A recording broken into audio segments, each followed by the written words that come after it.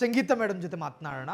Madam, Padmakshi ಅವರು ಹೇಳ್ತಾ ಇದ್ರು ಹೆಣ್ಣಿಗೀಗ ಕೆಲವೊಂದು ಕಡೆ ಗುರಿನೂ ಇಲ್ಲ ಗುರುನೂ ಇಲ್ಲ ಅಂತ. ಆದರೆ ತುಂಬ ಧೈರ್ಯ ಮಾತ್ರ ಹೆಣ್ಣಿಗಿದೆ. ಇತ್ತೀಚೆಗಿನ ಅಪರಾಧ ಕೃತ್ಯಗಳಲ್ಲಿ ಭಂಡ ಧೈರ್ಯ ಮಾಡ್ಕೊಂಡು ಕ್ರೈಮ್ ಮಾಡಿರೋ ಹೆಣ್ಣು ಮಕ್ಕಳು ಅಕ್ಯೂಸ್ಡು, ಕೆಲವೊಂದು ಪ್ರಕರಣಗಳಲ್ಲಿ ಕಲ್ಪ್ರಿಟ್ ಕೂಡ ಆಗಿದ್ದಾರೆ. ಏನು ಹೇಳ್ತೀರಿ ಮೇಡಮ್ ಇತ್ತೀಚೆಗಿನ ಈ ವಿಚಿತ್ರ ಬೆಳವಣಿಗೆಗಳನ್ನು ನೋಡ್ತಾ ಇದ್ರೆ?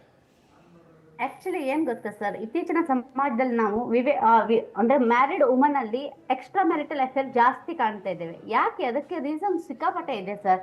ಮೊದ್ಲೇನಂತ ಹೇಳಿದ್ರೆ ಕೆಲವರು ಇದಕ್ಕೆ ತುಂಬಾ ರೀಸನ್ ಇದೆ, ಒಂದೇ ರೀಸನ್ ಅಲ್ಲ ಸರ್. ಏನ್ ಗೊತ್ತಾ, ನನ್ನ ಪ್ರಕಾರ ಇದರಲ್ಲಿ ಕೆಲವರು ಇಬ್ರು ಕಪಲ್ಸ್ ಇದ್ದಾರಲ್ಲ, ಮ್ಯಾರಿಡ್ ಕಪಲ್ಸ್, ಒಬ್ರಿಗೊಬ್ರು ಪ್ರೀತಿ ಒಂದು ಮತ್ತೆ ವಿಶ್ವಾಸ ಸಂವಹನದ ಕೊರತೆ ಅಂತ ಹೇಳ್ತಾರೆ, ಕಮ್ಯುನಿಕೇಶನ್ ಇರೋದಿಲ್ಲ ಸರ್.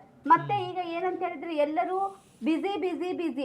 ಈಗ ಕೆಲವ್ರು ಏನ್ ಹೇಳ್ತಾರೆ ಅಂತ ಹೇಳಿದ್ರೆ ದುಡ್ಡಿದ್ರೇನೆ ಪ್ರೀತಿ ಅಂತ, ಬಟ್ ಅದು ತಪ್ಪು ಸರ್. ಕೆಲವು ಜೆಂಟ್ಸ್ ಅನ್ನು ಕೇಳಿದ್ರೆ ದುಡ್ಡು ಬೇಕು, ಇಲ್ದಿದ್ರೆ ನನ್ನ ಹೆಂಡತಿ ಪ್ರೀತಿ ಮಾಡಲ್ಲ ಅಂತ, ಬಟ್ ಸುಳ್ಳು ಸರ್. ಅದು ಏನ್ ಗೊತ್ತಾ, ಅವರು ಬೇರೆ ಯಾವ್ದೋ ಎಫರ್ ಅಲ್ಲಿ ಇರ್ತಾರೆ, ಇವರಿಗೆ ಬೇಬಿ ಬೇಬಿ ಹನಿ ಹನಿ ಅಂತ ಹೇಳಿ ಇವ್ರನ್ನ ಮಂಗ ಮಾಡ್ತಾ ಇರ್ತಾರೆ ಅಲ್ವಾ ಸರ್?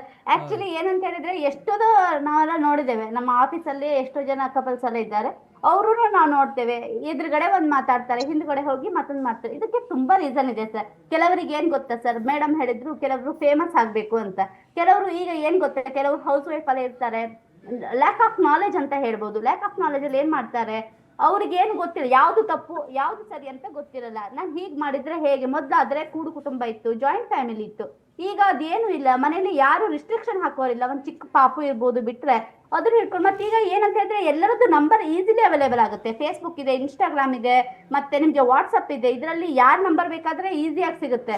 ಮತ್ತೆ ನಿಮ್ಗೆ ಏನಂತ ಹೇಳಿದ್ರೆ ಮನೇಲಿ ಕೂತ್ಕೊಂಡು ಕೆಲವರು ಲೋನ್ಲಿನೆಸ್ ಫೀಲ್ ಮಾಡ್ತಾ ಇರ್ತಾರೆ, ಕೆಲವರಿಗೆ ಆಂಗ್ಸೈಟಿ ಇಶ್ಯೂ ಇರುತ್ತೆ, ಡಿಪ್ರೆಷನ್ ಇರುತ್ತೆ. ಅವ್ರು ಏನಂತ ಹೇಳಿದ್ರೆ ಕೆಲವರು ಏನಂದ್ರೆ ಜೆಂಟ್ಸು ಅರ್ಥ ಮಾಡ್ಕೊಳ್ಬೇಕು, ಒಂದು ಮದುವೆ ಆದ್ಮೇಲೆ ಟೈಮ್ ಕೊಡ್ಬೇಕು.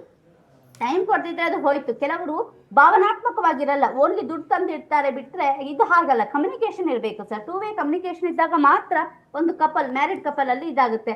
ಮತ್ತೆ ಏನಂತ ಹೇಳಿದ್ರೆ ಕೆಲವರು ಏನಂತ ಹೇಳಿದ್ರೆ ಸಿಕ್ಕಾಪಟ್ಟೆ ರ್ಯಾಶ್ ಆಗಿರೋದು, ಜಗಳ ಮಾಡೋದು, ಹೊಡೆಯೋದು, ಅದೆಲ್ಲ ಏನಂತ ಹೇಳಿದ್ರೆ ಕೆಲವರಿಗೆ ಈಗೋ ಹರ್ಟ್ ಆಗುತ್ತೆ. ಕೆಲವು ಹೆಣ್ಮಕ್ಳಿಗೆ ನನ್ನ ಗಂಡ ನನ್ನನ್ನ ಇಷ್ಟಪಡಲ್ಲ, ಅದು ಒಂದು ರೀಸನ್ ಆಗಿರ್ಬಹುದು. ಬೇರೆ ಎಕ್ಸ್ಟ್ರಾ ಮ್ಯಾರಿಟಲ್ ಅಫೇರಿಗೆ ಅದು ಕಾರಣ ಆಗುತ್ತೆ ಸರ್.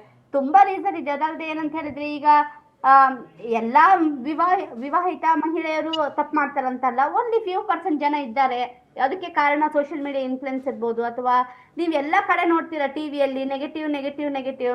ಅವ್ರು ಹಾಗೆ ಮಾಡಿದ್ರು, ಇವ್ರು ಹೀಗ್ ಮಾಡಿದ್ರು, ಅವ್ರು ಹೇಳ್ತಾರೆ ಅವ್ರು they can do it, why can't I ಅಂತ ಹೇಳ್ತಾರೆ ಅಲ್ವಾ? ಅದು ತಪ್ಪಾಗುತ್ತೆ ಸರ್. ಯಾಕಂತ ಹೇಳಿದ್ರೆ ಒಂದು ಟಿವಿಯಲ್ಲಿಯೂ ಸಹ ಒಳ್ಳೆ ವಿಚಾರನ ಇದ್ ಮಾಡಿದ್ರೆ ಅದು ಇನ್ಫ್ಲುಯೆನ್ಸ್ ಆಗುತ್ತೆ ಒಂದು ಸೊಸೈಟಿಗೆ. ಯಾವತ್ತೂ ನೆಗೆಟಿವ್ ಆಗಿ ಹೇಳ್ತಾ ಇದ್ರೆ ಅದು ಕೂಡ ಜನರಿಗೊಂದು ನೆಗೆಟಿವ್ ಇನ್ಫ್ಲುಯೆನ್ಸ್ ಆಗುತ್ತೆ. ಅದಕ್ಕೋಸ್ಕರ ಹಾಗೆ ಮಾಡಬಾರ್ದು. ಸೊ ಈಗ ಇತ್ತೀಚಿನ ದಿನಗಳಲ್ಲಿ ಹೆಚ್ಚಾಗಿ ನೋಡ್ತಾ ಇದ್ದೇವೆ. ಅದು ಅಲ್ಲದೆ ಏನಂತ ಹೇಳಿದ್ರೆ ನಾ ಹೇಳಿದ್ನಲ್ಲ, ಟೈಮ್ ಒಂದು ಕೊಡದೇ ಇರುವಂತದ್ದು, ಮತ್ತೆ ಒಂದು ಪ್ರೀತಿ, ಲ್ಯಾಕ್ ಆಫ್ ಲವ್, ಅದು ಒಂದು ಕಾರಣ ಆಗಿರ್ಬೋದು ಸರ್.